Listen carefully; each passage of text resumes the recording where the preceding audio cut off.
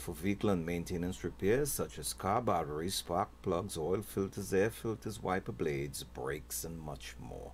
General Tech Auto Center is ASC and Master Tech certified and is located at 1129 South Orange Avenue in Newark, New Jersey. The phone number is 973-371-8899. You are listening to WZYE-LP 95.9 FM, Maplewood, New Jersey, broadcasting from Essex County. Ballin' like I'm in the NBA. No, these rats cannot see TSA.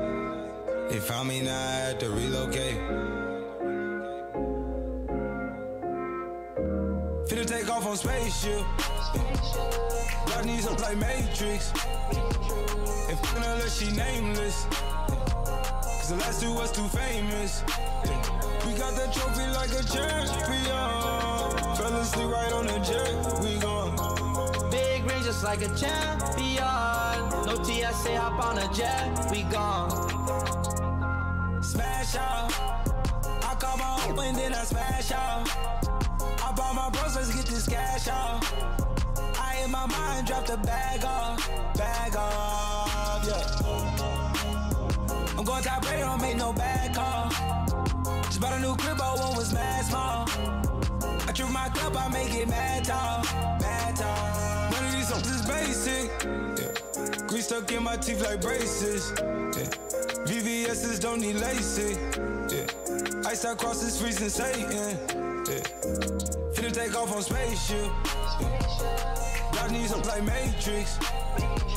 And fucking her unless she nameless, yeah. Cause the last two was too famous, yeah. We got that trophy like a champion. Fell asleep right on the jet, we gone. Big range just like a champion. No TSA, hop on a jet, we gone. The famous girl to mask off. Pop a bean and let the bass talk. Bought 10 bottles on the last call. Flew a basic girl out from Alaska. Illegal alien inside my spaceship. 2 C's on my shoes, these not no A6. Get out my face, my pockets full of faces. Bust on go AP, that's not no stainless. My rollie tell me what the day is. I like her cause she basic, she got braces. Her followers 100K, that she too famous. If she got 1,000, might make her my main. Yeah.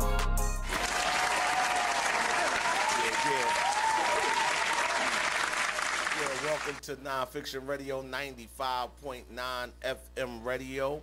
We're here every Tuesday from 2 p.m. to 4 p.m. This is NonFiction Radio. We would like to thank our sponsors and everybody that view us and check us out. And my partner here, Wale, is in the building. What up, y'all? You know what I'm saying? Okay, Wale, we gonna start this off, y'all. Right, we need to find out right now what Wale got it upstairs right now that he want to talk about. What you want to talk about right now, Wale? Oh, you trying to kill me? I'm gonna put it back on you, man. We're gonna rehash. That's why I asked you, did you have We're your gonna topic? rehash this brother that you talked about last week, Fred Hampton, and I was almost embarrassed to call myself militant and didn't have any information about this gentleman. And I wasn't going to research it because I'm like, at this age, if you didn't pick it up by now, it's maybe something you didn't need to know, because you can get arrogant with intelligence. So I had to check myself. So I'm looking at my phone is geared. I got the TED Talks. It goes to my phone and a new talk come up. And just so happened, I usually ignore the talks, and sometimes look at this talk, and it was about a guy, and he was like Black Panthers. What it said? Black Panthers, White Lies. Curtis Austin was a TED Talk. So I said, let me look at this TED Talk. First name he said out of his mouth was Fred Hampton. I said, you know what? Universal Spirit done sent me to this, because Ali was killing me with it the other week, and I didn't have any information on this gentleman. And he was a pivotal figure.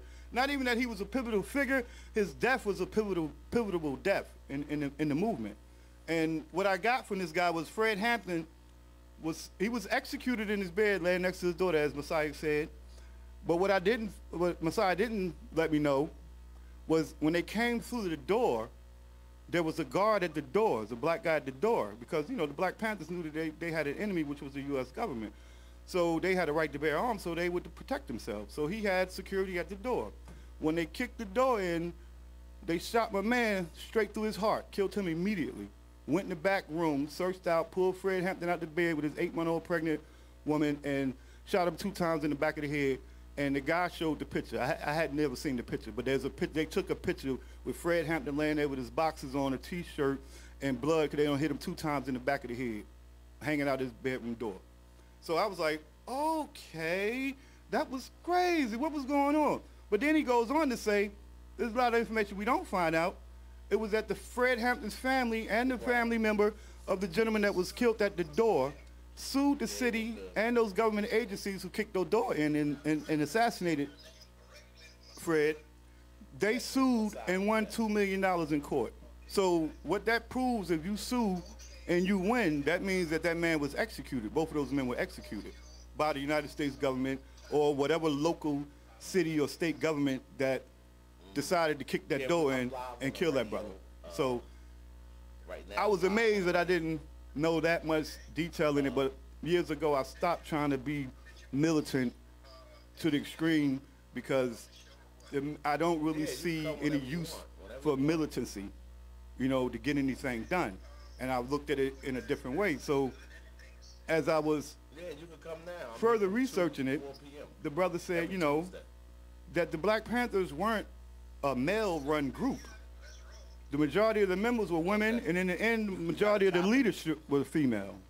Because if you look at the things they were doing when they first joined up, they went into the inner city and found out what were the problems. And they said, well, our children can't learn.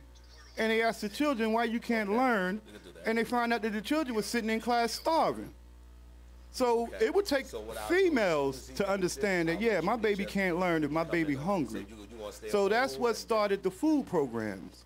And to say that the white people wasn't down with it, they went around to all the local supermarkets and asked those people to donate goods and foods and bread and eggs, whatever they were going to cook.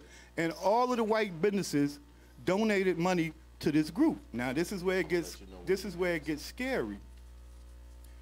The Black Panthers, if you look at any of the pictures, if you go back and look at any of the historical archived pictures, you'll always see white people in the Black Panthers group with the black jacket on, with the tam on, with the hats on. The scary thing about the Black Panthers, what I came to find out was, is not that the government wasn't scared of them because they were trying to uplift their people or help their people out. It was the fact that they pulled in white people. Once you start putting the races together, and once you see that the races might start looking back at you, you have to break up that thing. So it wasn't the fact that the black guys were militant, they were doing anything. What they were doing, not the food programs, they also went into the inner city, they brought help, they brought nurses in to check people's blood pressure, help people out because people didn't have poor health care and poor food. But those are two things that females would be onto. Men wouldn't migrate to that. We would go another route. So and that proves that it was a female-dominated group. And later on, it became female more led when they killed up all the black male leadership. But the females kept it going as long as they could keep it. But the actual thing they were doing, you could identify those as female things that a female would identify with, let's solve this first. So the females went in, but when they got those white people in, that scared the government.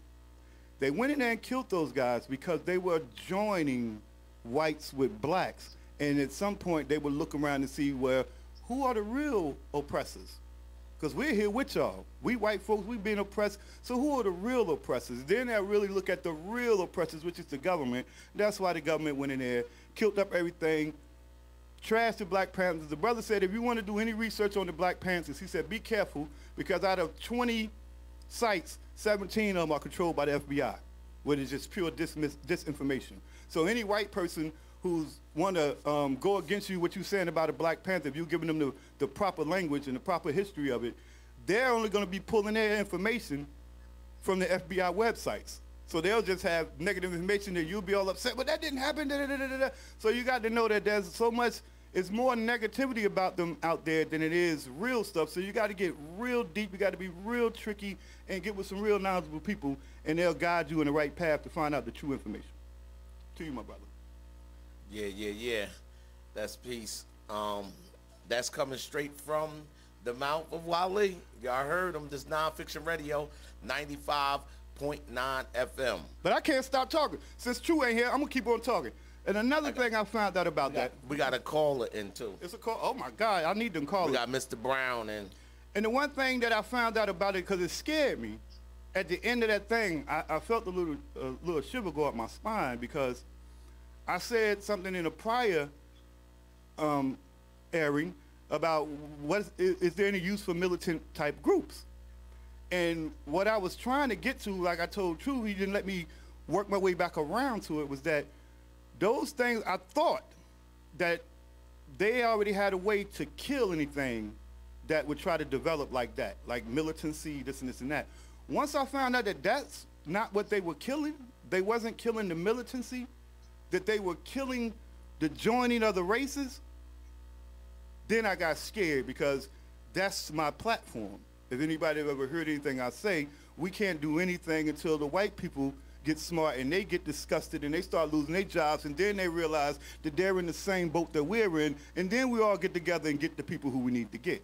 I was like, okay, that's already been done in the 60s and they killed those people. I have to be very, very careful. I thought I was safe. I thought Messiah was the one they was following. I'm like, they might be following me if I don't shut up or be careful. But I ain't gonna shut up, y'all. I ain't gonna shut up. But you gotta understand something, man. We definitely need the military, the militant groups, because at the end of the day, man, you know, we need those people present. We need all these people that's willing, that knows the law, knows all of these things, so they can help us, so they can help us be on our side. I'm not a firm believer in having the white people part of our organizations unless the black man is the navigator or the black woman is the navigator. If the black man or woman is the navigator, then I have no problem with white people coming aboard. They just cannot be the navigators of the ship. That's that Pan-Africanism in you. That's right. I had to look that up, because I was like, what? I said, Ali just made up a religion or something. He just made up something, because this is my man. He's smart enough to do it. So I'm like, what Ali done did here? Let me check him out. So I had to type it in. What is Pan-Africanism? Right. And yeah, it's definitely a movement. It's in Africa. They trying to get a parliament, which when I researched it, I didn't get into it because I didn't have a lot of the speeches. But what I saw was that it's like a United Nations of Africa, which they just want to unite Africa and have their own parliament, which then they can, once you have a parliament, which is government in that part of the country, we call it government, but everywhere else is a parliament. If you get a parliament, then you can make and enact laws. Now I looked at it, I was like, okay, because I always look for the trick. So now I'm like, I didn't want to cut you off, but there's no trick, but it's the same system that Marcus Mosiah Garvey had.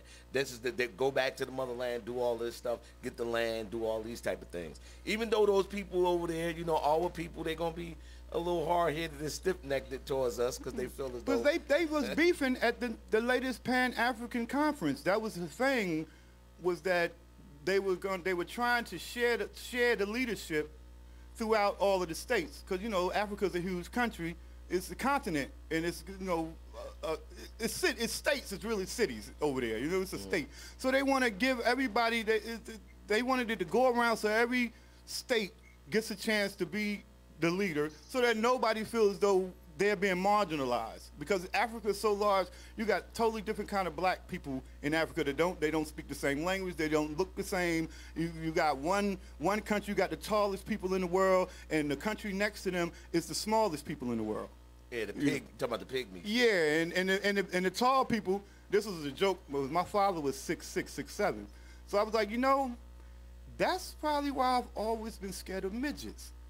Because I'm from that tall tribe, and they were scared of the smaller people because they thought they knew magic. Because they were so short, they thought it was elves and they had magic. So the taller people always transgressed the smaller people. And I was like, you know, I must come from that tall tribe, because every time I see a midget, I want to kick it.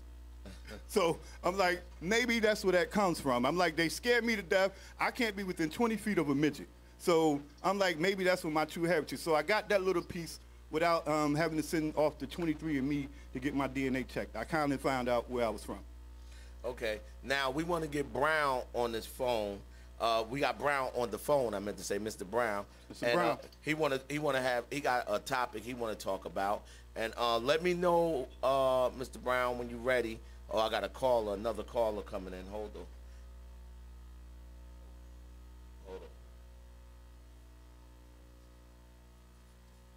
Beautiful. Hello. All right, we're taking a quick break right quick. We'll be right back, people. Stay tuned.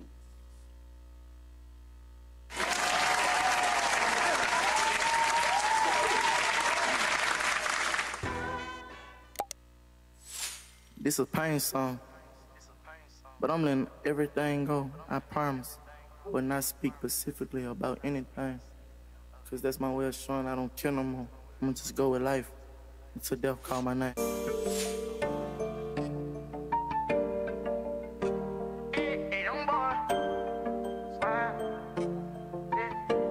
Playboy on this shit, but he ain't playing no Problems, yeah. Thinking how I'm gonna solve it, yeah. So much pain in my body, yeah. They selling lies and I bought it, yeah. Don't tell me that you love me if you ain't gon' die for me. You can stay the fuck around me if you ain't gon' ride for me. Told me you would never leave, how can you just lie to me, yeah? Get from off your knees, you ain't gotta cry to me, yeah. I been giving all my love, tell me do you feel it? Never learned how to trust, sitting in penitentiary. All for you I take a slug, baby. Who the realest? Had to tell her I'm a genie, I got answer wishes, yeah. I got my static when you ride with me. We get pulled over, no you ain't gon' do no time for me. I put my hands up, yeah. Police drew down on me. So many charges make me wanna go run way overseas, yeah.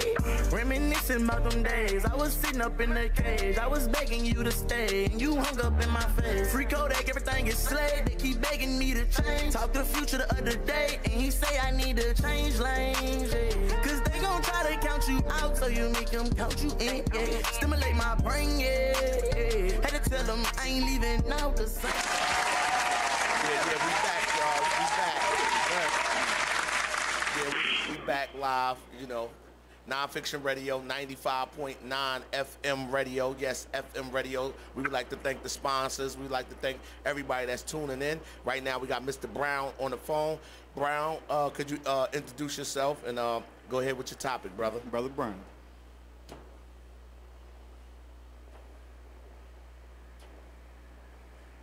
Hello? Yeah, Brown, we waiting on you with your topic. Okay. We got a bad connection. We have a bad connection. There's a bad connection. Hold on, let me see. We're going to get it together, people. We're going to get it together. We're trying to get Brother Brown in right now. We want to make it so everybody can hear him properly. We want it to be coherent. And something's going on right now. I don't want to bring up another topic and get off because we really want to hear what Brother Brown has to say. Because we respect the call-ins. Everybody please call in if you have an opposing view or if you have the same view and want to enlighten us a little bit more on the topic because, trust me, we don't know it all. I don't know nowhere near to it all. So we welcome calls, people. Brown. Mr. Brown. Yes, sir. All right, go ahead. Go ahead and see if you can speak.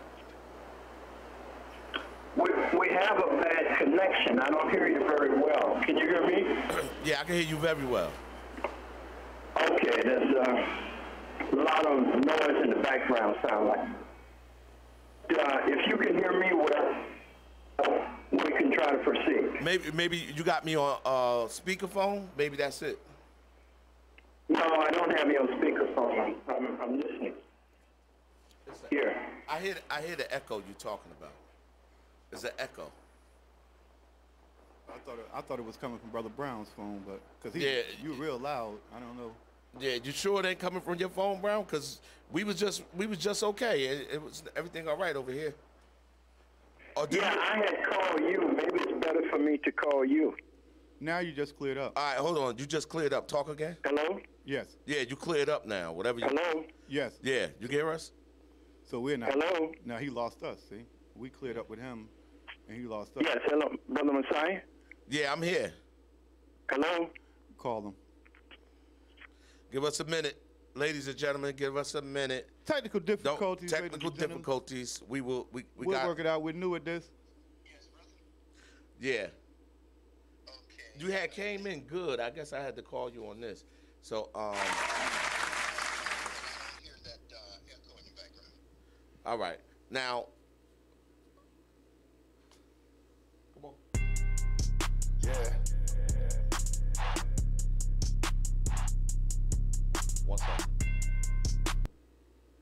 Yeah, we back. We back live. Okay, we got Brother Brown on the phone. So now Brown gonna tell y'all his topic and what he talking about. So go ahead, Brown. You can speak. Let him introduce yourself and everything like that. Okay, this is Minister Clemson Brown. I keep the title, of course, for about 15 years I was in the pulpit. So one Sunday I was preaching. I looked out in the audience and I saw Dr. Ben. So I said, oh, Dr. Ben, the great Egyptologist, who really has taken more than 30,000 of us to Egypt. So I tried to lay it on once I saw him, you know. So after the sermon, I saw him getting up out of his pew, headed up to the pulpit. He came down so I could shake his hand, and I thought maybe he was coming up to congratulate me on a good sermon. And I reached out to shake his hand, and he grabbed my hand and he pulled me to him, and he looked me dead in the eye, and he said, Minister Brown, why don't you stop lying to these people? No, you didn't. Yes, he did. He said, why don't you stop lying to these people? And he looked at me. I mean, he looked through me. Ooh. And he said, why don't you come and go to Egypt with me and learn some truth? And then you can come back and teach. And I was so floored, man, picking up, my little confidence off the floor again. I looked at him and I said, this man got some balls. I said, well, when you want to go? He said, we're going in August. So when August came, I was ready. I went to Egypt with Dr. Ben that August, and for the next 9 years, I went up and down the Nile with Dr. Ben every year. And it was, it changed my view of myself, my people, and the world, because who we were. I was in the House of the Lord Church under Reverend Herbert Daughtry, who was the point man for the Black United Front. The Black United Front came up after the Black Panthers. True, I've heard it though. There was a low in the movement after the Black Panthers were assassinated and, broke up and so forth. Well, they all weren't assassinated. The brother who spoke before me, I was listening at him intent talking about the Black Panthers. And those brothers are my contemporaries. Not that I was a member of the Black Panthers, but I came along during the time of the Black Panthers and knew, about them and effect that they were having in the community. Panther Party, the Black United Front was organized out of, it wasn't so much that it was organized, because the Black United Front had existed before. They were already in existence, but they were not on the stage of leadership at the time. And Reverend Herbert Daughtry, who was, we were doing demonstrations around all of the killings and things in New York. Yusef Hawkins, Sister Eleanor Bumpers, Amadou Diallo, you name it. And just trying to organize African people. Harlem was in disarray. Malcolm had been killed and so forth. We were the next group on the stage. That was the Black United Front, and then the National Black United Front. And one of the things came out of the Black Front, but one of the things that came out of it was lecture series. And so every week we had lecture series it was my job to film everything, every demonstration, everywhere we went, and we went the planet. I mean, we went to Cuba, El Salvador, went to Africa, maybe 32 countries in Africa, all over the Caribbean. We met with Castro, I mean, everybody. So the Black United Front, a very impactful organization. And I accumulated an archive for about 40 years, up until around I'd say maybe 2002, United African Movement was dissolved. The United African Movement came into being around in the 80s. That was with Alton Maddox and C. Vernon Mason, Reverend Al Sharpton. They came out of the groups around the the Black United Front, which was led by Reverend Daughtry. But the attorneys, Maddox, Sharpton, and of course Reverend Sharpton, case, Tawana Brawley was the young 15-year-old girl who was raped up in Poughkeepsie, New York, and that case went worldwide. And many people feel that it was a hoax because Robert Abrams, who was the Attorney General, said it was a hoax. But she was raped by police officers, and of course the system comes together to, protect itself. And so out of that came the network, because Mason, Maddox, and Sharpton split with Reverend Daughtry at the time, who thought that Tawana Brawley should talk. And he was he thought that Robert Abrams was going to do a fair job, was going to represent her fairly. Her attorneys did not feel that way. So a separate movement was born. And I became parliamentarian at that time for the United African Movement. So I documented for about 40 years the history of what was happening with our people, pretty much, especially in New York here. But that extended to Africa and Caribbean and Europe.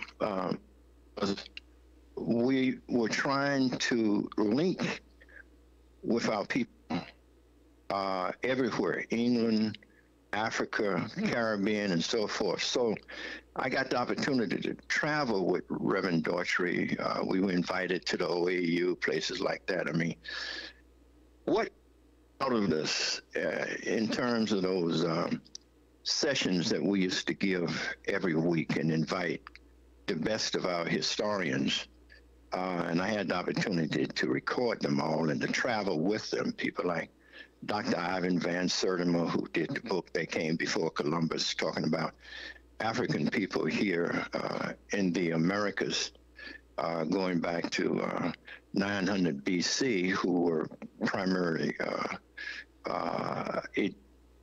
Egyptian Nubians, and they are the ones who really built the building of the pyramids in Mexico and so forth. And so I had the opportunity to travel with him as he did his research. And Dr. Clark, all of them, I probably did over 100 hours with Dr. Clark, and all of them, Dr. Ben, you named them, I had a chance to travel with them and to be with them. And that is the greatest blessing that I think any historian, a documentarian, could have. And right now we're in the process of digitizing this work, putting it on YouTube. We have right now maybe about 450 tapes of. When we finish, we have probably a couple thousand of them up there. But we are trying to digitize them and get this information out. Because right now it's our time. And the reason that I am so firm and feel so great about this time is that I look back at the Million Man March, 1995. I was there. When Minister Farrakhan. Louis Farrakhan. Yeah, Louis Farrakhan had called for the organizing of that. And we covered that. And when I came home that evening, I'm telling you, I'm leading up to why I feel that this is our time. And great things. Sometimes it's not, the veil is still up and you can't see exactly how it's going to happen. But I cut the TV on that night, and Tom Brokaw was giving his overview of the Million Man March.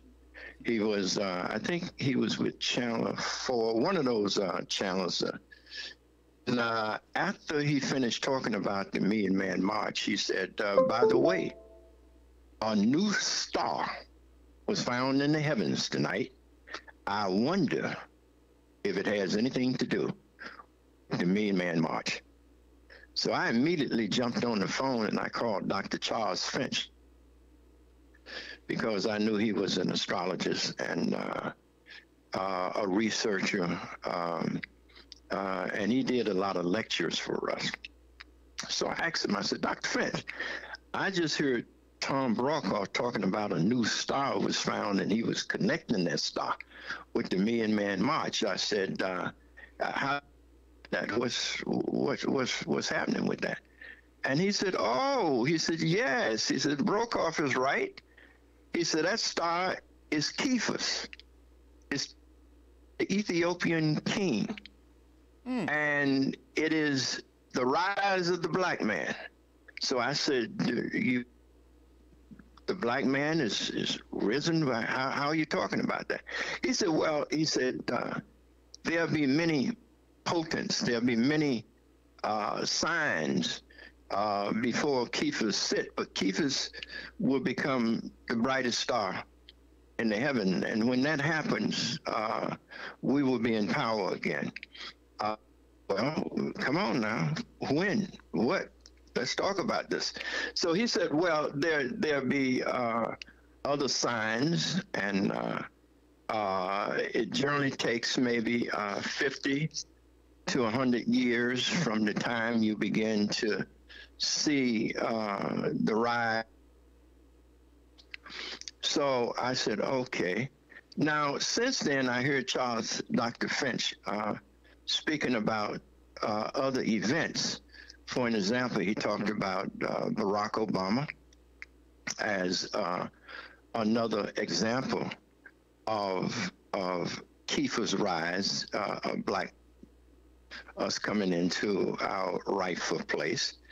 And there's another event that most people don't know about because they have done everything to keep this event from being publicized. But there's a brother by the name of Oibo, and he's a Nigerian scientist. He's here in America. He's right out there in Long Island, who formulated the equation for the unified field theorem. The unified field theorem is a mathematical equation that gives us to model all vibrations. And you know, the universe speaks in terms of mathematics. That's the truth. I mean, you can. Yeah, we've established that the universe runs mathematically. Yeah, math works for the universe. I'm sorry. Would you repeat that? I said, yeah. Scientists have found that math is the language of the universe. That is, we don't know why, but math seems to explain the universe. So the universe is mathematic. Yes.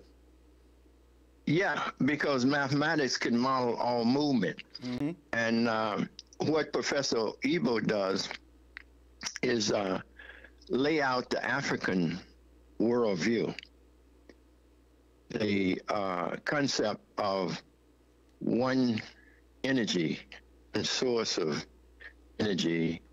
And he lays out and he does if you ever attend any of his classes, then you can, because he is for peer review. And all scientists and physicists from all over the world were invited, and many came. And they challenged him. They didn't give him a walkthrough. They wanted to prove what he had done.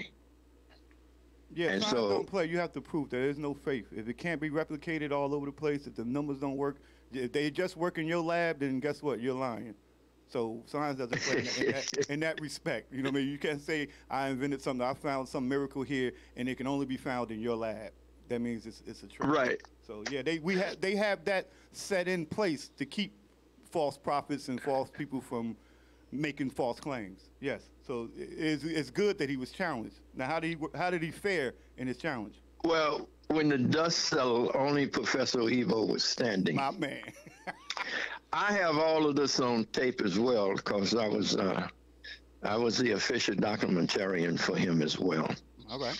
And we gave 18 lectures. I say we only because I was a part of the team that was there. And so we covered most all the universities. We did zonal lectures. We covered all the universities in Nigeria.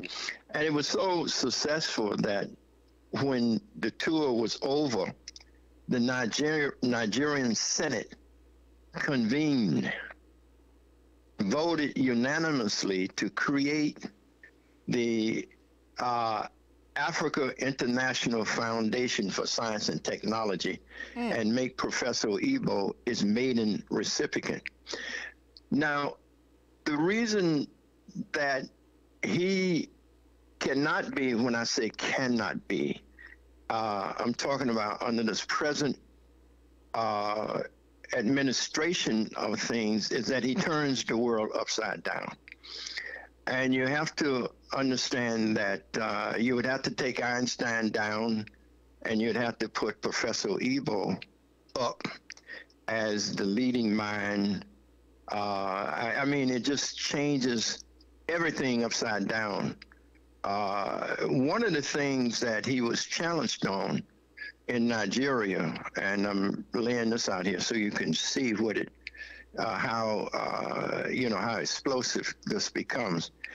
One of the Indian professors challenged him, and in the challenge they talked about the Big Bang.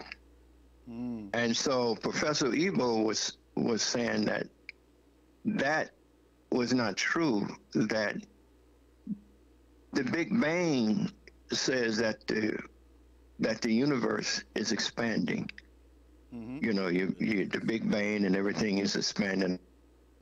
And he explained that the universe is not expanding. And they challenged him on that. And finally, in the dialogue, he said, well, tell me, because there's only, the universe is a large space from infinity to infinity. And if the universe is expanding, what do you call the space that it is expanding to? Got real quiet in there. And finally, one of those mathematicians in the back said, you know what, Prof? He said, Prof, that's space too. Because we space is just space. So the universe is space. It can't be expanding.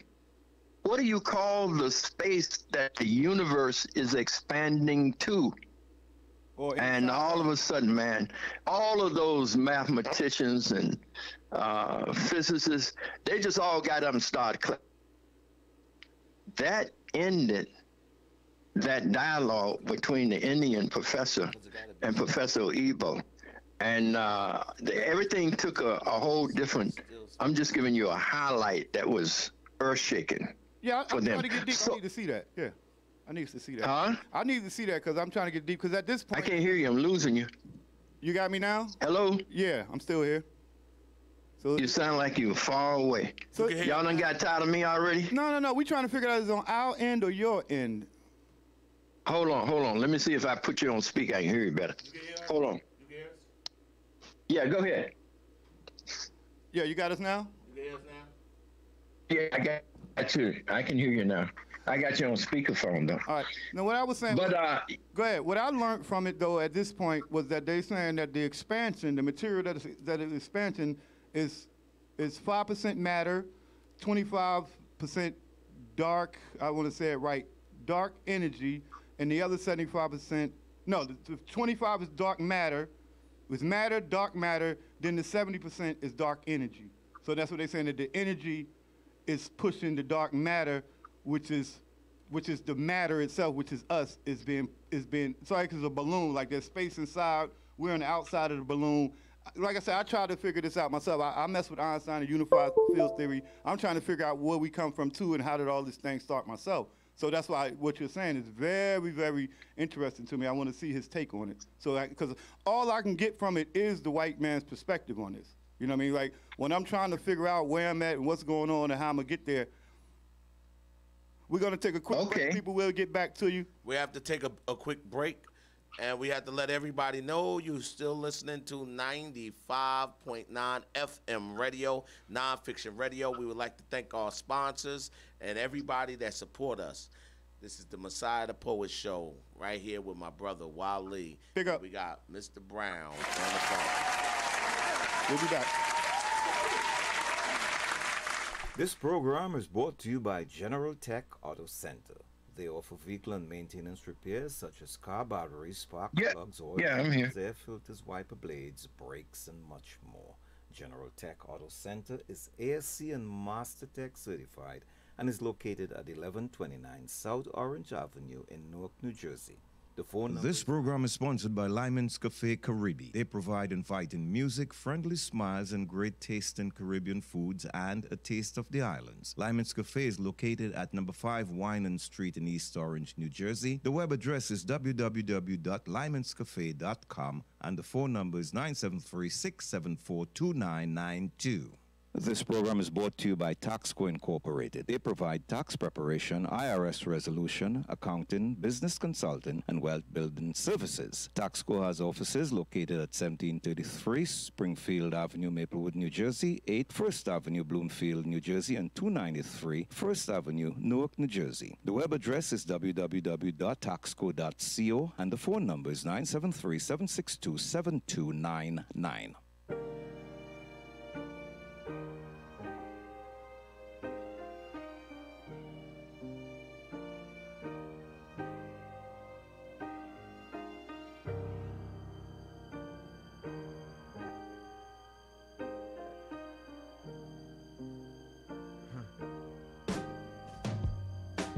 Love yours.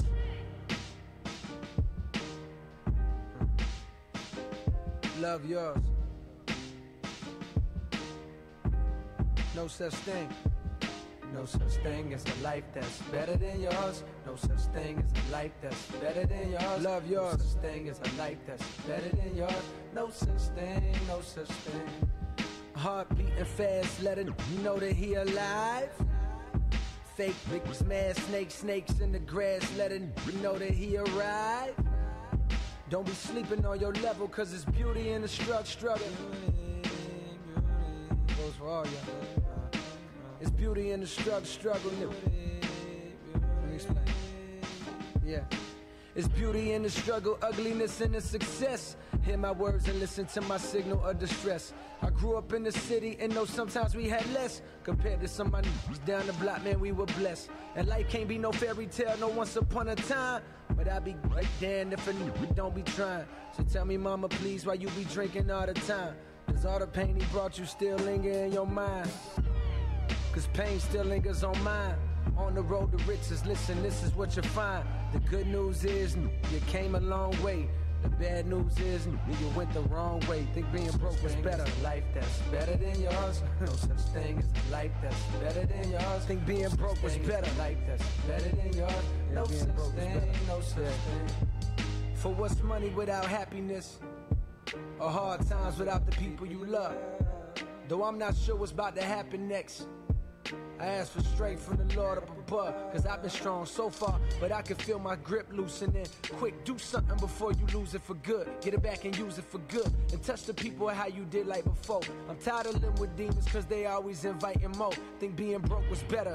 Now I don't mean that phrase with no disrespect to all my out there living in debt. Cash and minimal checks. Turn on the TV, see a nigga Rolex, and fantasize about a life with no stress. I mean it sincerely.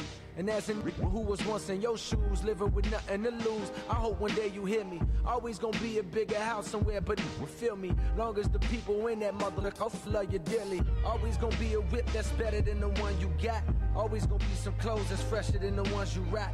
Always gonna be a that's better out there on the tours. But you ain't never gonna be happy till you love yours. No such thing as a life that's better than yours. Love yours. No such thing as a life that's better than yours. Love yours. No such thing as a life that's better than yours. Love yours. No such thing, no such thing.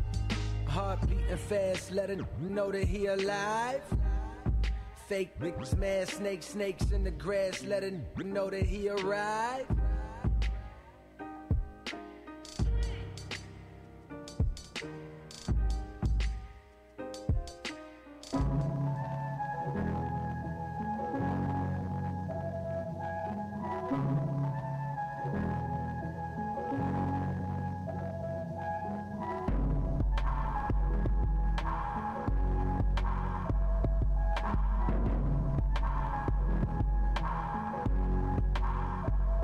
Real friends, how many of us?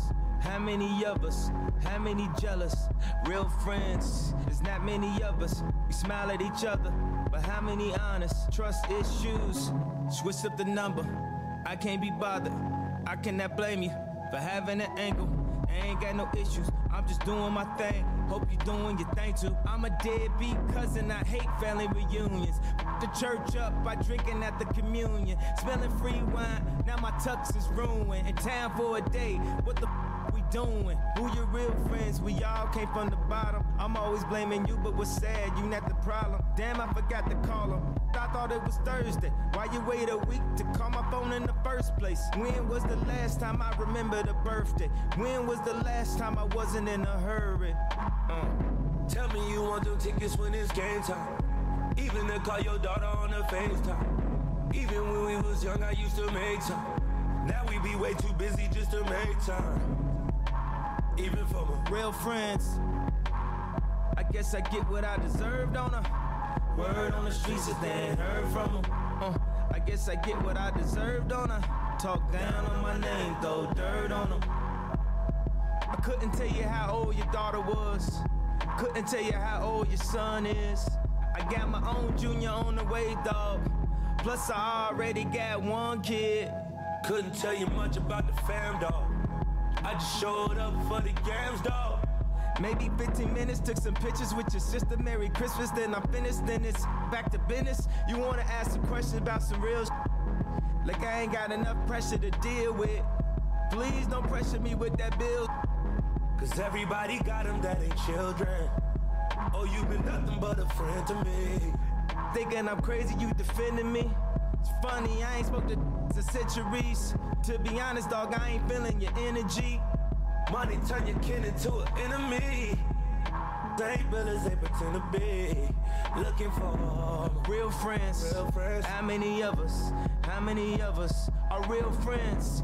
To real friends, to the real end, to the reals, to the wheels don't spin. Yeah, yeah. To 3 a.m.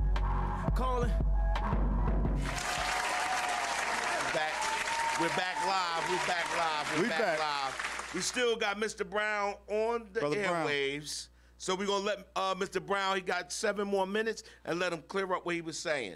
Okay, Mr. Brown, you on. Mr. Brown.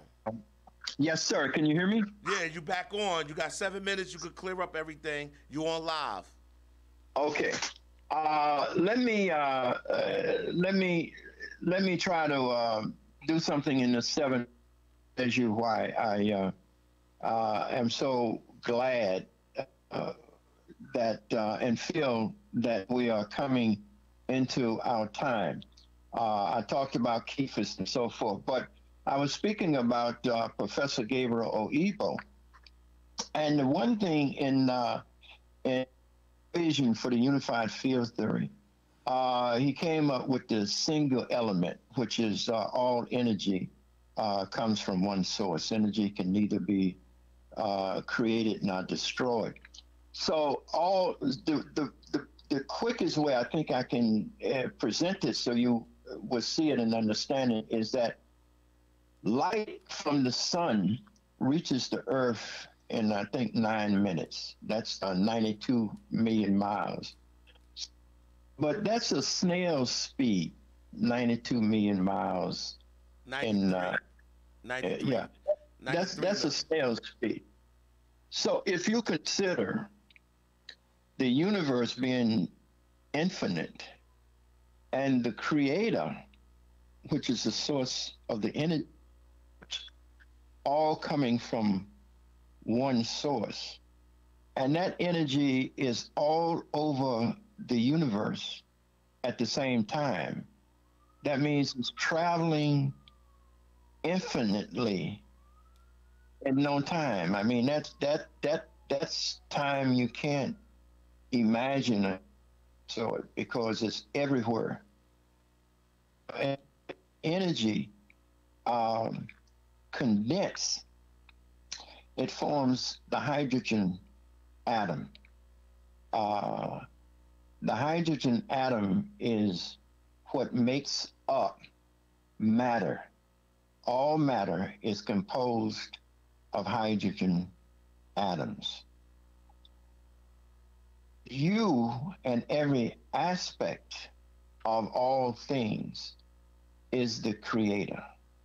You are, we are, all of it, and everything is energy that emanates from the creator. You know, I tell people, take it, the air that you're taking into your nostrils, that air is flowing through everything at the same time. You breathe, the plants breathe, we're all breathing the same air, same thing with water. The water that falls from the heaven is flowing through the oceans, the branches, and it's flowing through you, all at the same time. Eat the earth, the elements of the earth make up your body. The sun is the electro energy of life. You cover grass or anything, and it can't get light or die. Other words, we are the universe. All of the universe are in you. It's like the river. If you take a drop of water from the river and put it under a microscope, every element in the water in the ocean is in that drop. Yeah, it retains the memory of the river within one drop. Yeah, you can take a cup of it and find out everything that went on in that river from a cup of that water from anywhere in the river. Go ahead. So ancestors formulated how you put the drop back into the ocean.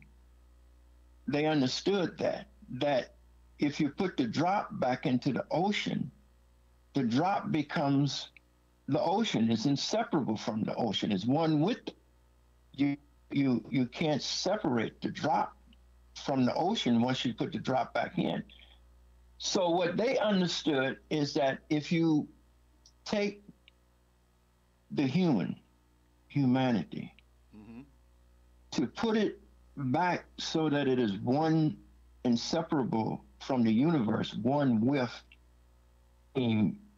you have to remove the ego, because it is the ego in us that separates us from the flow of the creator.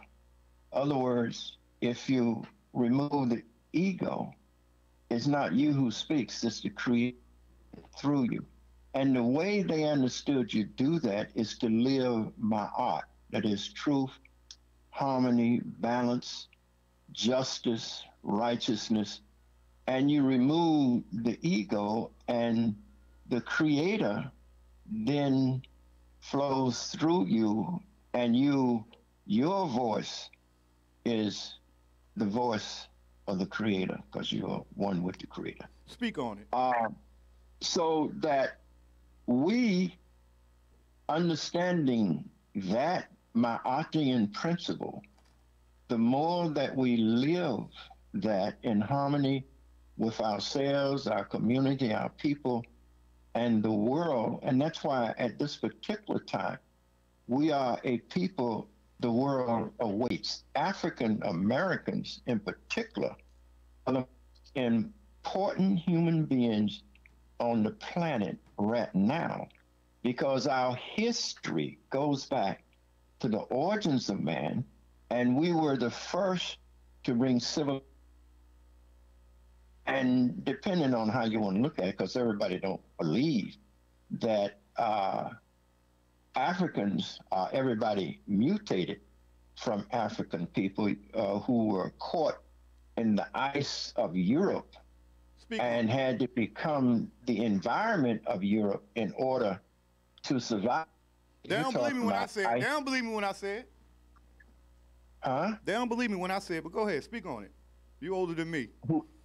Who became the environment of Europe in terms of frigid, cold, austere. They had to become that. So that's a part of their nature. And you see it played out in racism and all of that. So they are fighting black people all over the planet. And I'm not talking about all white folk, because we, in terms of the mothers and fathers of humanity, have an important wisdom knowledge to bring because of our history, our mother and father longevity, and because of our having created societies in the past where there was no word for jail because nobody ever went to one. We didn't. You have to listen at elders like Dr. John Henry Clark to understand, the historical civilizations that we created and how they were in line with my art. And they had that, because once religion cannot do this for us. You can't, you can't go to church every Sunday and believe in Jesus. That's what I taught before I began to travel up and down the Nile and see that Christianity is only fragments of African spirituality. I don't have but 7 minutes, so I probably ain't got but 3. I'm gonna finish it off for you though, because you right down my alley. Because you can call. We here every Tuesday, 2 to 4 p.m. Okay. Yeah. So I don't know how much time I got now, and I'll decide where I want to go in the end. Actually, it's 8-9 minutes. You've been over, man, but we ain't gonna stop no knowledge.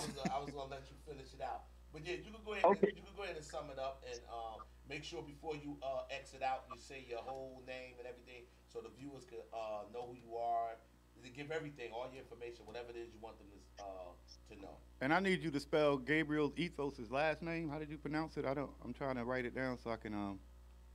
That's Gabriel Ebo. Ebo? Now, Ebo, Oybo. Gabriel, Griebel. Yeah, I had Gabriel that Oybo. Okay. B-A-L. Okay. Oybo.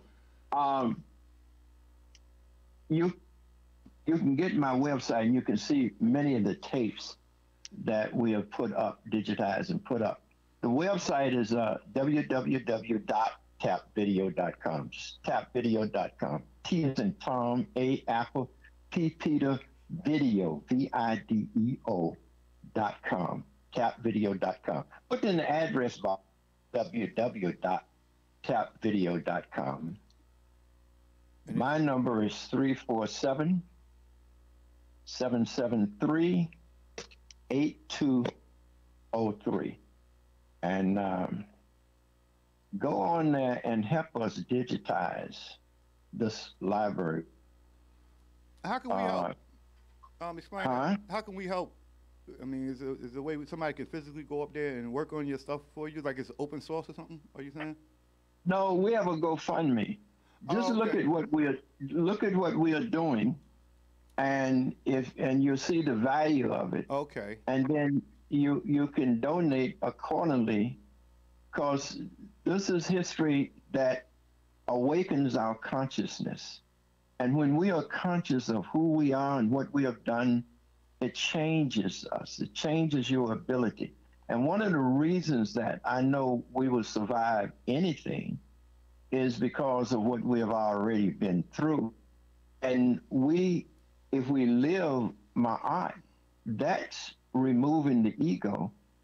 And God is expressing I'm using the term God only because that's a term that everybody knows. But the Creator, you can't kill the Creator, and we are the Creator. We are the drop taken from the Creator, just like the drop I talked about taken from the ocean, and the drop has all the elements of the ocean. We have all the elements of the Creator. It's just that we are only a drop of it. And the drop dries, and you ain't going fishing in the drop. You ain't floating no boats in the drop. Exactly. But the drop still has all the elements of creation. And so do we. We just have to learn how, through meditation and knowledge, to commune and allow that creative force to bring us to where we need to be at this time, because we truly are the mothers and fathers, according to DNA of humanity. According to DNA of humanity, there's only one blood, and that's the blood of African people that flows through all humanity. So mom and daddy definitely need to be at the table of leadership, but it's not, because you claim it. It's because the Creator flows through you, and the wisdom that the Creator gives you, your experience. We're the only people who have created societies. No, we're not the only people who have created, but Europeans have not created societies of peace. We have. So it is our experience to be at the table at this particular time for humanity to survive. And we are at that point where we can blow it up or build it up. Strong words, Brother Brown. Brother Brown. Appreciate the call in. Yeah, we appreciate the call in, Brother Brown. And like I said, we here every Tuesday from 2 p.m. to 4 p.m. All right? Thank you. And we appreciate you coming on. And we're going to continue that thread, too. It's not over, Brother Brown. You can keep listening. Yeah. All right. All right, Brown. All right, now. All right. Peace. Peace. We're back. Brother Brown, deep, older statesman, been around. He's done traveled, put in the leg work. He done seen it. The man pulled him right out of a Christian church. So why you lying to these people? People? You understand? You understand what I've been telling you about these churches? Yeah, he said Dr. Ben pulled him out the church. He said Dr. Ben told him, why are you lying to these people? And that's where we go to get those Shout white out lies. to Brother Brown. He enlightened the brother, man. You got to be ridiculous. Well, that's just, we're going to stay on that thread. Let's Brother Ali has some stuff. Oh, yeah, I got my topic now. I only got a short time on my topic because I had to let Brother Brown do his thing. My topic right here is I wanted to elaborate on something, just throw something out there, and I want to know, is this right here possible? I want to know, can you love someone without a motive? Can you love somebody without a motive? That's what I want to know. 1 second, y'all. 1 second. I can't, to a certain degree. Yeah. Hello. I think technical difficulties. We're going to see if Brother Ali's mic is on. Sound like mine. Sound like mine might be off here.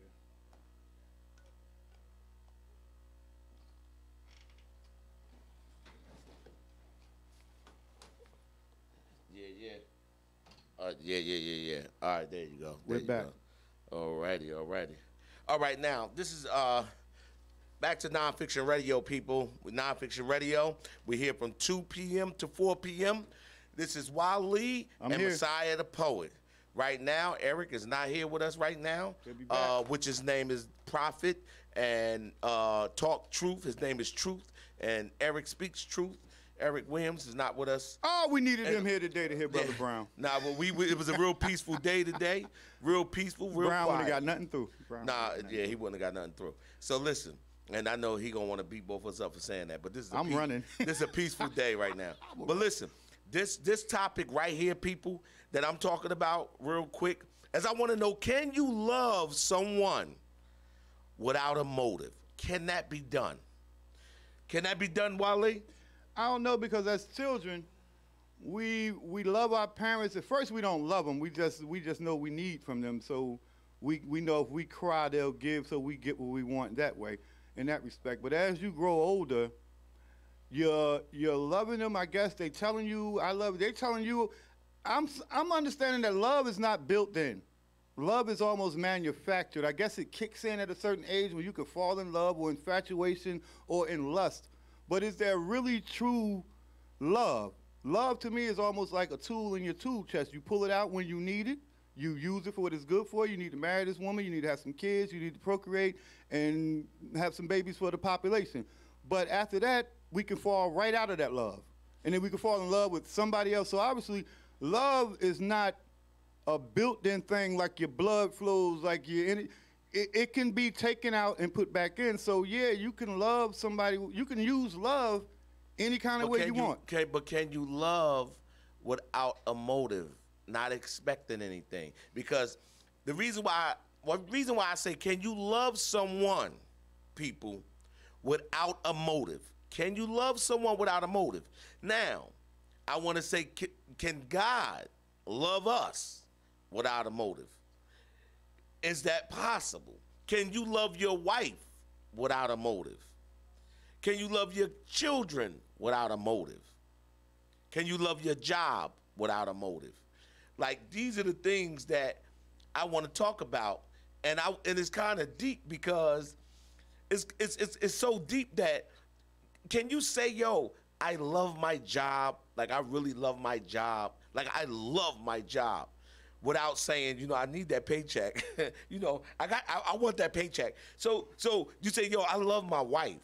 I love my wife, but at the end of the day, you love your wife because of what? You love your wife because of these motives, these things she has that you love, that you love her. So that's why I find it hard to love without a motive. But they say there's people out there that love without a motive. Where these people at that love without a motive? Because I'm going to tell you right now, all my life, I loved somebody or loved something because of what it did for me. And it's kind of sad, and this is why I say, this is deep. Can you really actually love without a motive? Because you, Wale, loved stuff before, or things and people, but you had a motive. Yeah, in and out. I've heard that smart people only have friends that they have a use for. And that resonated with me because I'm kind of smart, and I really don't mess with anybody if I'm not getting anything back from you, because in a friendship is a give and take reciprocal. So if I'm not getting anything out of this relationship, then I'm not even a friend. So it's the same thing with love for me. If there's not anything in it for me, then I'm not engaging in it with you. So we can have some sex, or we can do whatever. If you fall in love, fine, because maybe I'm lovable. But you're not lovable enough for me to fall in love with you, so I can keep this thing going without me ever using my love. Yeah, but see, that's the problem. Because you do love her. Because you love her because you're still interacting, dealing with her. I'm taking advantage of that situation because she's in love with me. So there you go. I'm trying to find someone that loves with no motive. That's what I'm saying. Finding somebody that love with no motive. Like, listen, I'm doing this for you. Like, let's say you see a bum on the street. And that bum on the street, you see him, blah, blah, blah.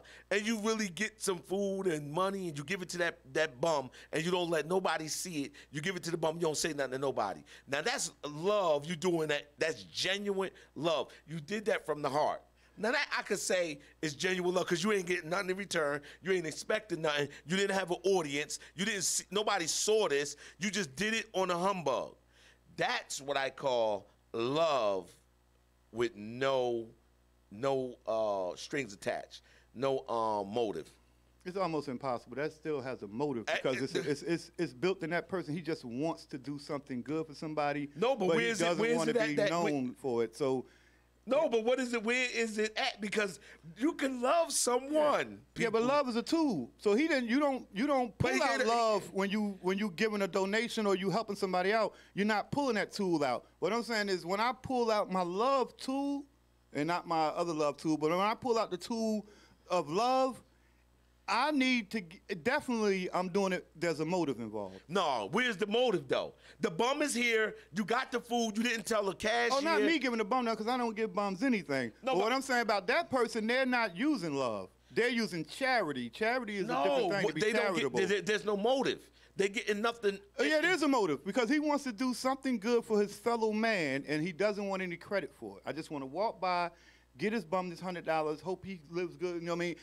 But he's getting a good feeling out of himself because he wouldn't do it if he didn't know that there was a reward for it. There's a reward for anything. So if I give a bum $100, don't tell nobody. Walk away, and that bum just having to put, hey, that guy right there, he just gave me $100. People like, I'm gonna run. Like, come on, man, I told the guy, don't tell nobody.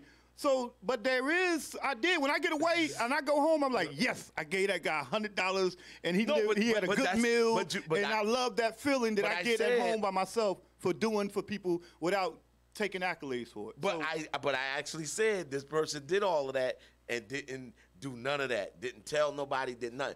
It's a secret that dying with that man. So I'm just asking people. Can that be possible? Can you really love someone genuinely, without nothing in return? You got some people, wait a minute, because I got more. You got some people that's in relationships. I'm talking about they're in relationships that this person right here clearly don't love them. But they still in that relationship with that person because they love that person with no motive. Yeah. Yeah, you got people in relationships that's still in a relationship where, let's say the guy is doing this female so dirty, but the female's there if he get locked up. The female is there when he go to the hospital. The female is there when he need money. The female is there when he needs sex. The female is there when he need anything. She's there. But he always calling her out her name, kicking her out, beating her up, doing all these things, and she still love him unconditionally. That is love with no motive. That's a stupid chick. I'm putting it like this. In relationships, it's very simple. In any relationship, somebody loves the other person more than they love them. So that's always the battle in a relationship, within a relationship. Now, one person can actually fall completely out of love with that other person, but that other person is still loving them at a degree, and it's for reasons if it's nothing more than companionship that I'm just used to. Like old people, they get 80. You be like, do you still love your 80-year-old wife? He's like, nah, I'm just used to her. I've seen her so much. It's like your life, when I walk through the house, she's there. That's why when she died, he walked through like, all right, I'm gone, because my whole life was seeing her sitting in that chair or doing this and that. Now, it's not saying that he really loved her anymore, because they didn't need love, but it was companionship. And they both needed each other, because as soon as one died, the other one kicked a few weeks later. Yeah, that's a fact. Shortly later, the other one dies. That's so true there. It's deep. So love is a tool, and we look at love like love is, it's just like any other feeling. You use it when you need it, but it pops up sometimes. But a lot of times it pops up as lust, and then it might turn into love. Like you might just see a beautiful woman and be like, oh my goodness, but then if you go talk and and you might end up marrying this chick, but your first sight of her, it was pure lust. Like, that's a beautiful woman, and as men, we start imagining the positions we would put her in. Yeah. So you go through that, and then you end up loving her for 100 years, having kids by her. But throughout that relationship, love wanes. Love doesn't stay as strong as it needs to stay. For example, they say that a man can walk away from a child after the child is 4 years old. It's not that he doesn't love his child anymore. He knows that 4 is talking, is going through the bathroom by itself, is eating. At 4, a child is pretty much self-sufficient. It knows you, and I can come back 10 years later, and that kid will pretty much remember me. So as men, I can leave that one and go on, have another one, go on, have another one. Doesn't mean he didn't love any of those kids. It's just that men have a turn-off switch for love, and we can just turn ours on and turn it off faster than women. Some women can do, because some women are treating men just like we said those men are treating the women. I know dudes are just sitting around like, yo, man, you know she just pulled off in the car with old boy. You know she, you know what I'm saying? But you can't even tell a man, because they end up, now me and you shooting at each other, because I'm trying to tell you your chick is cheating on you. But some guys don't want to see it. And you like, how could you, but I love her. How could you love somebody that doesn't love you anymore? So that's just like saying, you know, when you don't love God and then God still loves you. So this is what they say. So they say, you do all of this stuff, all you got to do is just repent and God love you again. I guess they feel it's God. I'm just saying that to piggyback off of what you said about the female doing all of that trifling stuff and the guy. No, it's not trifling. It's a female being real, just like when you were saying about the guy, his thing wasn't being trifling. So it's none of them being trifling. It's just that this female likes sex. Some kind of way, this guy loved her so much he couldn't just have sex with her and walk away like some other guys. So he put her into a relationship. She was like, okay, the relationship could be beneficial to me. Guy got a little money, this and this and that. But I still like sex with other guys. And so she still goes around having sex. But that's not her fault. He knew that when she came. Like, he got it easy. He knows she ain't real particular about who she has some sex with. It's just physical. It's just a physical release for her, and she goes on and do her job because she's real important. She's a doctor. She's a lawyer, whatever. She don't have time for romances, so when she need a man, she go get a man. As men, we don't want to view ourselves as being a piece of meat like we view our females, but yeah, we become a piece of meat too if the female is in the same socioeconomic position as all men are when we treat them like meat. Right. So he knew she was a snake when he picked her up. He knew it. So he couldn't get upset. At no point at any time could he have got upset about that because he knew she was a snake. So with that being said, I'm still looking at it from this point of view that God God must love us, I guess unconditionally, because we always going astray. There's no perfect human being. There's no perfect nothing on this planet. I mean, I guess you could say like it's perfect animals because they just do what they do. No, some animals come out deformed. No. When I say perfect, let me elucidate my point. When I say perfect, I'm dealing with their ways and actions. Oh yeah, so they can only do what they're supposed to do. They don't have a free will. So these animals do exactly what's been embedded in their DNA. So they don't deviate from that DNA.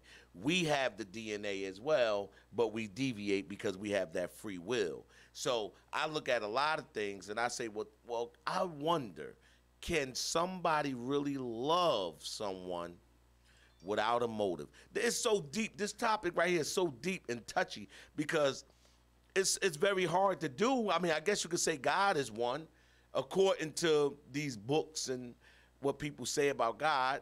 And I just showed a good example, I think, which was a great example about the person walking up to the bum, don't tell nobody, give the bum the food and the money and everything, and walks off. Not like all these other people filming. They be filming and recording them, giving them money and buying them food and doing this. Not those people, because they doing it because they want something else. You understand? I'm talking about without a agenda. They don't. Listen, they ain't expecting anything. So, these people is out there, and I believe they is out there because I believe I'm one of them people. I love a lot of things, a lot of people with no motive. This is why I had this topic. I love a lot of people, a lot of things with no motive. It's no motive. I know that's probably hard to believe, but it is. And I believe that Wale over here probably do the same thing. He just ain't realizing it yet. Probably when he go home, he'll realize, say, oh, you know what? I did do this, and I love that. I didn't want anything out of it. Pretty much like if I send my daughter some money, I didn't want nothing out of it, but it was a responsibility. You know what I mean? And then, but see, now that's a responsibility. But I love her, so in a way, I felt good that I could send her the money, but it wasn't out of any love or any whatever. But I'm trying to wrap, man. It's almost like a dual. You got to hold a dual position, which I don't have a problem with. But you're saying that to love somebody unconditionally, I can see it, Ali. I mean, if you put it in those words, I mean, you can love without, you can give. Let's use that term. You can give without wanting anything in return. Right, you know because it's definitely there, because it's people that really love people unconditionally, that's not looking for nothing in return. I mean, I see it a lot. You know, I see women go through it. I see men go through it. I see men be with a female and she's messing with his brothers, his cousin, sleeping with all these people, and he still takes her back. He's a sucker. That's what they got a name for that. Yeah, he's a sucker, but he loves hard. That's a person that loves hard. I'm telling you, loves hard. He's disrespecting the male vibration when you do that nonsense. So go ahead, Wally. Now we're about to switch topics and let Wally go on to one of his topics. I ain't gonna switch no topic. So we're gonna play ping pong. I'm gonna go back because Brother Brown was talking some deep stuff. Okay, now we're going back to Brother Brown. Shout out to Brother Brown on the call. Because Brother Brown just came. He was pulled from a pulpit and taken into mathematics, is what I heard, what happened. Because that guy said, you know, that those words in that book, those words can't get you where you need to go to see what you need to see. So I'm going to pull you, take you over here, introduce you to this math, and then you'll see the true creation of the universe, because you'll see how it's created. And you can only see it through math. And the white scientists say it also. They say, we don't know why, but the universe seems to function mathematically, as Brother Brown said. So what that means is we try to look at it and understand it through religion. All you're just doing is looking at stuff move, man. You cannot see any God. I don't care how long you look up in that sky, you'll never see your God, but you'll see stuff moving around that he created. So in order to see the God, we have to understand the creation. Once you understand the creation, then you're understanding the God, which some people might not like to do. I don't want to understand my God because he's God. But I'll put it to you like this. I have a little story, too, that I like to use. If you knew how to build a toaster, you work for a toaster factory, cataclysm came, the world was devastated, the bombs dropped, Trump dropped the bombs. Boom. 20 years later, we come up from underground, rubble everywhere. You still around.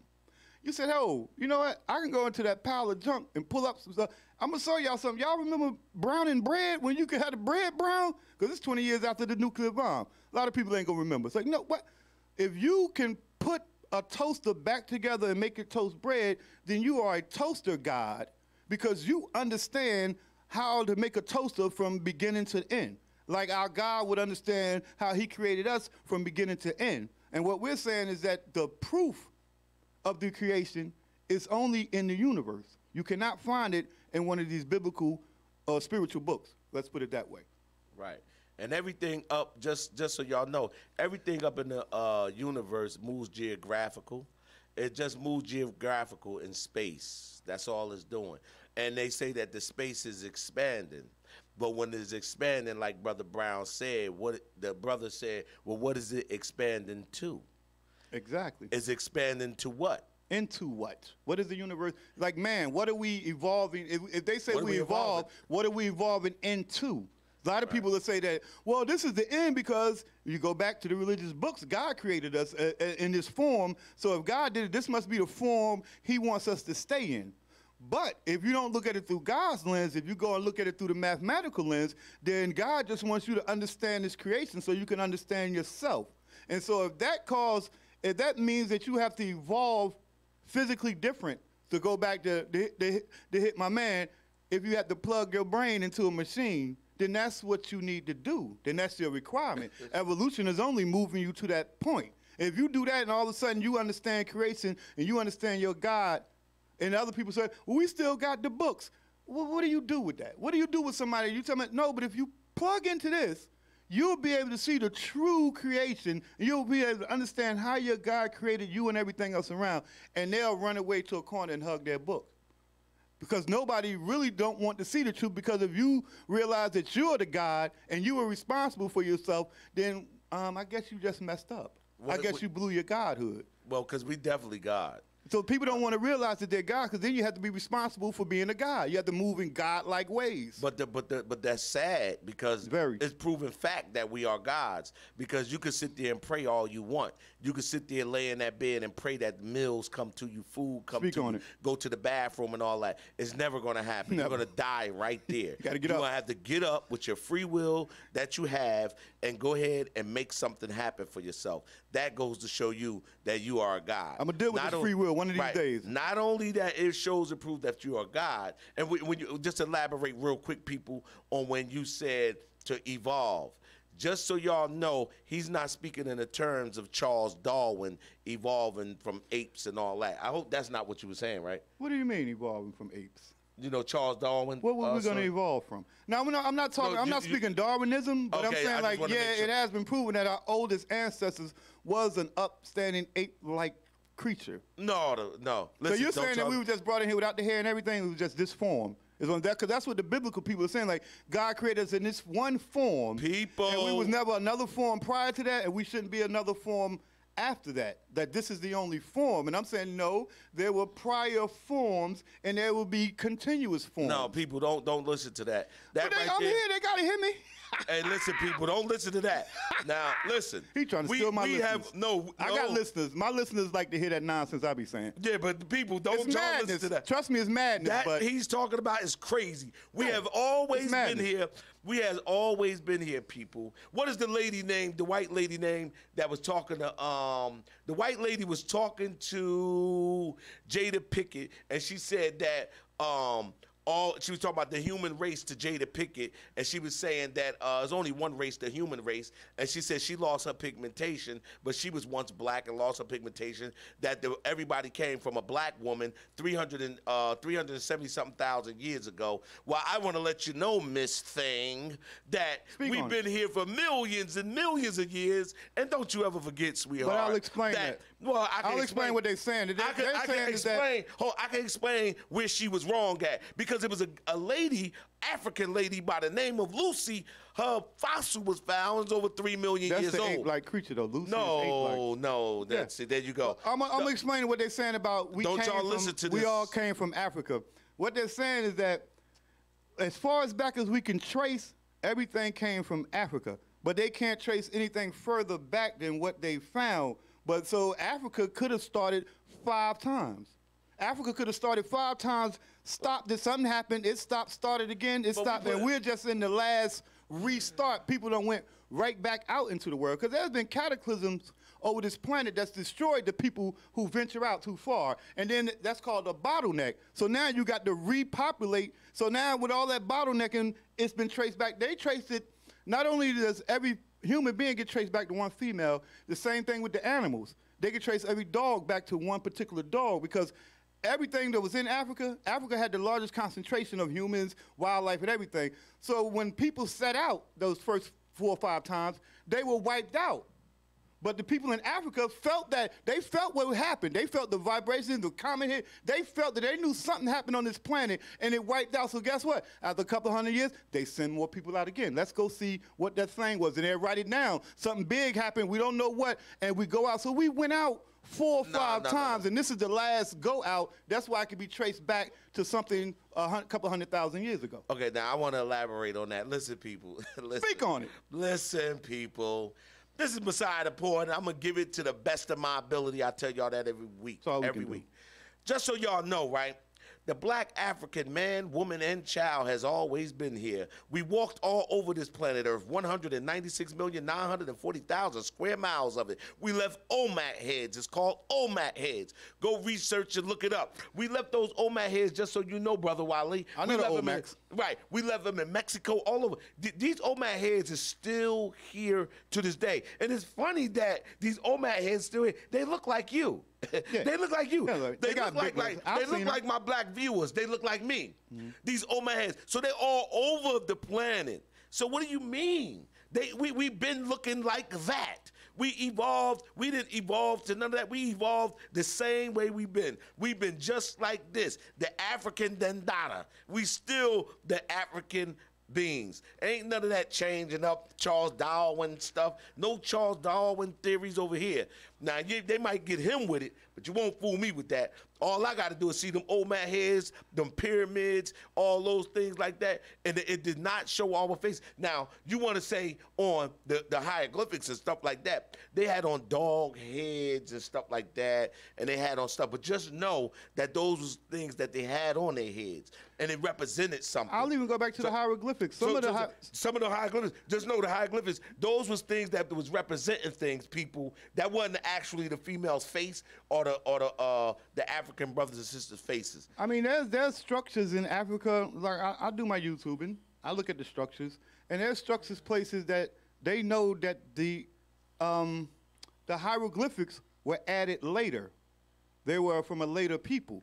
So they're saying, like, we don't know the people who built this megalithic structure. The Egyptians came along and claimed it by putting their hieroglyphs on it, because you can see the difference from the crude hieroglyphs that's been chiseled into some smooth, polished stone. It's like they couldn't do that. Egyptians never had that smooth. So it was like there was a civilization that was greater than these people. I'll even put it to you like this. The first pyramid that was built by a guy by the name of Imhotep. Imhotep was the father of medicine, the father of all those things, and amassed that all. Imhotep. Go look him up, people. Go Google him and look him up. He built the first step pyramids. Don't play with me. Yeah, those step He looked like you. He looked like me. He looked like you too. But look. Let me explain something to you. If you look at, when you go to the Plateau of Giza and you look at the 3 pyramids, you'll see those little step pyramids off to the side, like crumbling. What we're trying to tell you is Imhotep built that. The 3 big ones were there when he got there. He was just trying to figure out, how do I make something pyramidal structure? He couldn't do it. That's why he made step pyramids first. He didn't have the technology to make those 3 things that were there when they came. So that's what I'm saying. You can always see where Egypt came and saw these wonders and said, you know what? Just like in Greece, the Parthenon sits on top of the necropolis. When the Greeks came, the necropolis was already there. It's a huge monolithic structure. They claimed it. They walked up and said, this is something magnificent. Whoever did this was a great people. Let's build on top of it and claim it for our own. So they built the Parthenon on top of the necropolis, but they don't know who built the necropolis. So that's what I'm saying. This is going on all over Egypt, all over that land where that sand is at, that something else was there that's more technologically advanced than the structures that's built over top of it. Even in the pyramid, you go in the Great Pyramid, the base of it, I've looked into people that went into the base, is smooth, larger stones than the stones. You can see where the work changed. You can see, like, okay, this was a different construction than what's here that finished it. Like, it was something they were building, because they had to build bases for those pyramids. Like they said, the Great Pyramid not only goes up that high, it goes down the same depth that it does goes up. Mm-hmm. You understand? So who built pyramids down? Inside of pyramids. Like who it's built a pyramid it down? Inside of a pyramid inside of a pyramid. But it is. It's pyramids inside of pyramids. Yeah, inside of pyramids. It's madness. Who did that? That's what I'm saying. There's a lost civilization somewhere.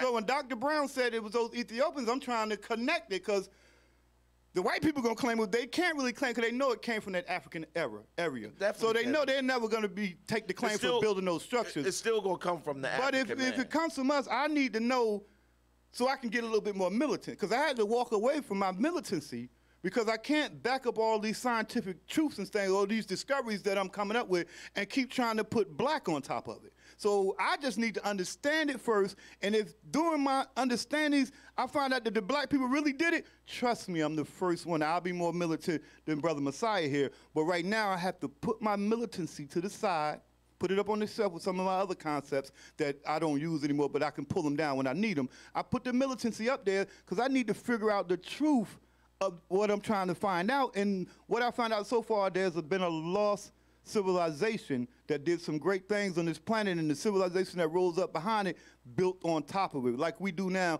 we have cities on top of cities. Like they show cities of the underworld. Everybody does it. On top of Newark is another city, New York. It's something else. We just build on top of what was already there. So to find out what happened, you got to go down. And when they go down, the down is better than the up.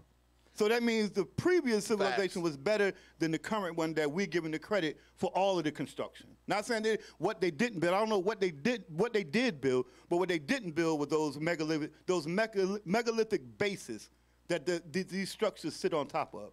Yeah, and it's amazing how they cut the water off and they build these bridges and all that from the water going up. How did they do all of that? I still don't know. They understand vibration. That's what I'm saying. Like what Dr. Brown was talking about, they understood it then. So the knowledge has been lost and it's slowly coming back. So I mean, like you said, that God thing. Now, a coal man say he was in the pulpit for 15 years, walked out that pulpit when somebody gave him math and gave him a better lens to view creation through than just that book. You see, he said, I put on a good one. Yeah, all they doing is performing, shucking and jiving in them pulpits. So that man told him, listen, man, you're shucking and jiving my people. That's why I will never step into a church. Never went into a mosque, no synagogues, none of it. I don't need none of your holy buildings to find out why am I here, what is this I'm in, and why was it created. And remember, when Dr. Brown was speaking of that, remember the guy's name. His name was Dr. Ben Yeshua. Dr. Ben. Oh, man, Dr. Ben was one of the greatest historians, man, that ever walked this planet Earth. Him and, it was him and it was my other brother I talked about last week. Oh, man, I can't even get his name up right now. Dr. John Henry Clark. It was Dr. John Henry Clark and Dr. Ben. They were some great historians, man. It was more great historians. I used to listen to those guys, man, you know, and tone them out like him. I would start like these older black guys start talking, and then they start making everything black and militant. But once he went to vibration and went to math, I was like, okay, this is a real one. Okay, he done learned some real stuff. Now he's where I'm at. I can't regress in my journey for knowledge. So I can't sit here and listen to you and you talking some old knowledge. If you don't have, at very best, the current knowledge of what I'm trying to understand. So I'm going to give it to Dr. Brown, like Mr. Brown. He wasn't Dr. Reverend Brown. That was Reverend Brown that just called in. Reverend Brown. Reverend Brown, if you get a chance, go on YouTube and Google Hof vibration, H-O-P-F, the Hof vibration, and it's dealing with gauge theory. I study this stuff. It's real, real deep. And what they said, that's the fiber that all of the molecules vibrate out of. This thing is vibrating, because we said it's vibration. Now they're saying that they found this Hof vibration. It's not even a vibration, it's with an F. They call it a fibration because it's a fiber.